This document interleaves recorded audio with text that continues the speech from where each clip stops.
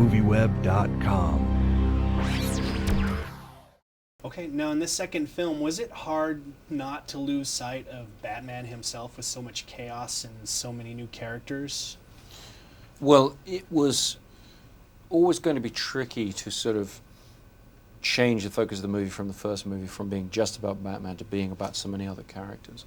But that was very much a requirement of what the story was going to be. We wanted to tell this sort of epic crime story, this city story based on, dealing with the law enforcement and the justice system and the way all these things interact, and the mobsters and the gangsters, the way they interact with the Joker. But I think that there's an overriding sense in which Batman and who Batman is and how people respond to him that is actually the sort of defining feature of the story. And I think by the end that becomes clear that it's very much Batman's story as the title would suggest. Now, how important is Wally Pfister's contribution to these films and your body of work in general? Oh, well, I've worked with Wally for many films now. Since Memento, we've worked together. We have a very strong relationship. The relationship between the director and the DP is very important in production, particularly in terms of figuring out how to actually affect these things that I have in mind for the film. Particularly in this film, I'd wanted to shoot in the IMAX format, to shoot our key action sequences that way, and that's something no one's ever done before, no DP has ever done before. So I think with every film I've tried to set Wally a big challenge, and he's always risen to it very effectively. Now, how did you go about choosing which shots you wanted to have in IMAX for this? Well, we started from saying, okay, we want our 3 main action sequences to be shot entirely in IMAX.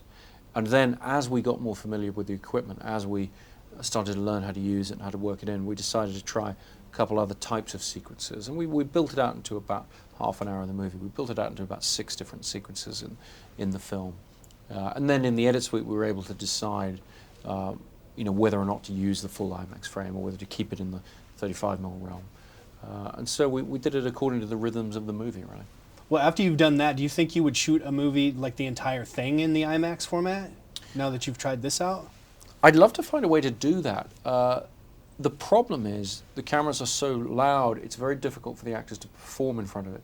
So to do any kind of intimate scene, which would actually be very interesting to do in IMAX, and there are a couple of scenes where we did do the more intimate scenes that way, but they didn't have dialogue. The problem is it's very difficult to record dialogue while you're using these cameras.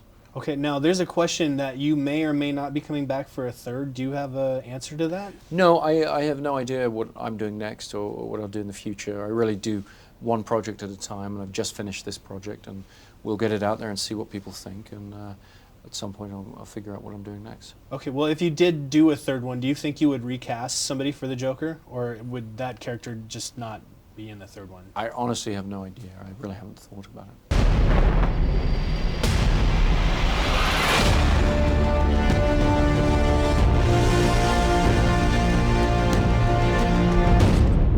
Will you be wanting the back pod, sir? In the middle of the day, Alfred? Not very subtle. The Lamborghini, then. Much more subtle.